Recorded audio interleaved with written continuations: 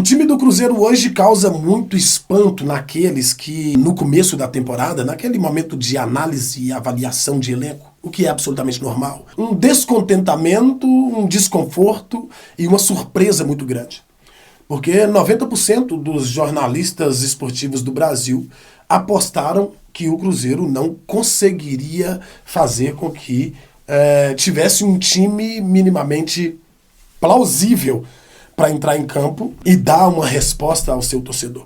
Porque quando o presidente, o dono do clube, Pedro Lourenço, foi ao mercado, juntamente com o Alexandre Matos, fez algumas contratações que das tais falava-se que estavam em declínio na carreira, que estavam em fim de carreira, jogadores aposentados, jogadores muito ricos e que não têm mais nenhuma pretensão na sua carreira. Com isso, o Cruzeiro deu amostras grátis de que possivelmente eles poderiam ter razão e que não entregariam absolutamente nada. O Cruzeiro caiu no campeonato estadual, na semifinal, para a fraca equipe do América, perdendo um jogo e empatando, quer dizer, empatando os dois jogos e acabando sendo eliminado nos pênaltis. O América que veio posteriormente a ser eliminado na Copa do Brasil pelo Maringá, né?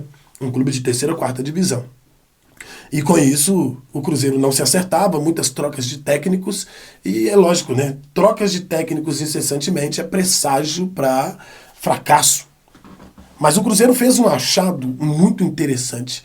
Aliás, o empresário Pitombeira, Paulo Pitombeira, é quem indicou o técnico Leonardo Jardim ao Cruzeiro, e o Cruzeiro resolveu mudar um pouco os seus ares. Porque repetia os mesmos erros e pensando que iria colher algum resultado diferente daqueles erros que eram cometidos lá atrás nas escolhas. Escolha igual, retorno igual. Aí o Cruzeiro contratou o técnico português, todo mundo sabe como a forma que um português trabalha. O português chega e ele pede para ele a chave da instituição. Se a chave da instituição estiver na sua mão, ele tem totais condições de fazer com que o time entre nos eixos, tanto fora de campo quanto dentro de campo. Taticamente, tecnicamente, o Cruzeiro hoje apresenta, contrário daquilo que foi pregado lá atrás, o melhor futebol dentro do Brasil.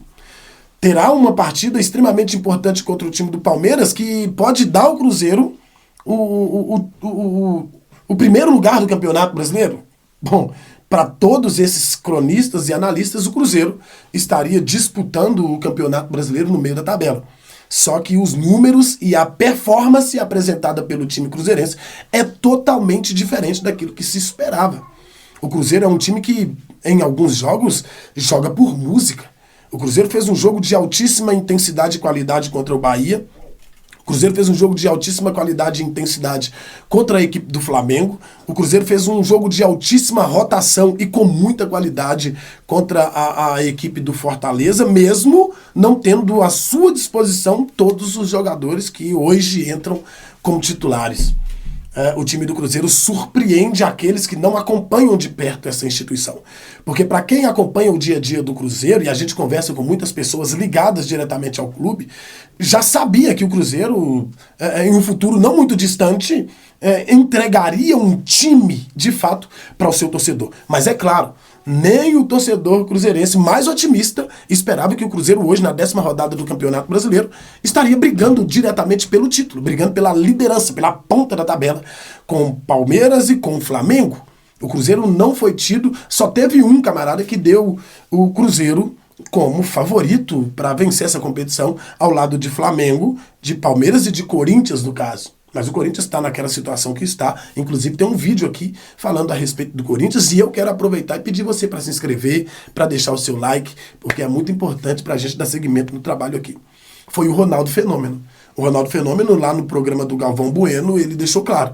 Para mim, quem briga pelo título é Cruzeiro, Palmeiras, Flamengo e Corinthians. Errou no Corinthians, porque o Corinthians está na situação que está. E o Cruzeiro hoje, de fato, contrariando todas as expectativas, está brigando na ponta da tabela.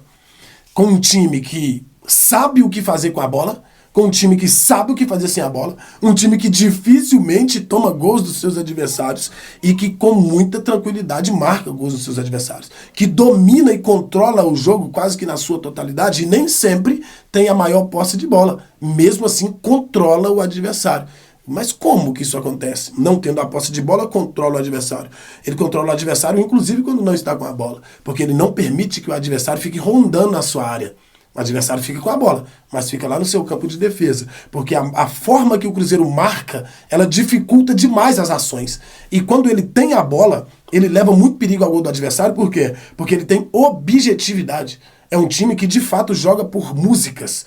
A troca de passe do time do Cruzeiro, principalmente no setor de meio campo, com jogadores que foram recuperados pelo técnico Leonardo Jardim, ele chega com muita força para finalizar as suas jogadas.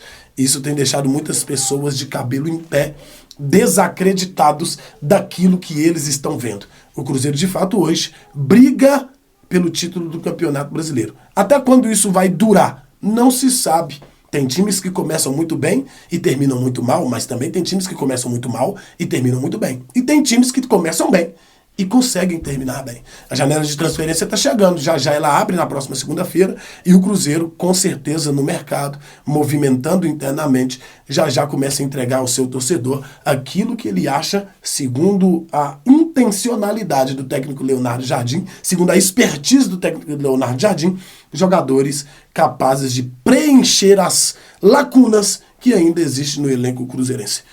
O Cruzeiro briga pelo título do Campeonato Brasileiro e isso é um recado direto para uma galera aí. Porque Gabigol já estava acabado, Eduardo acabado, Cássio acabado, Fagner acabado, todos esses jogadores são titulares no Cruzeiro. Mas o Gabigol não é titular no Cruzeiro, sim, o Gabigol é titular no Cruzeiro. Nem sempre ele entra entre os 11, mas ele é jogador titular do Cruzeiro. Tem um timaço, tem um baita de um elenco e que pode brigar até o final, principalmente depois dessa parada e com os novos reforços que irão chegar para encorpar essa equipe. Olho no Cruzeiro.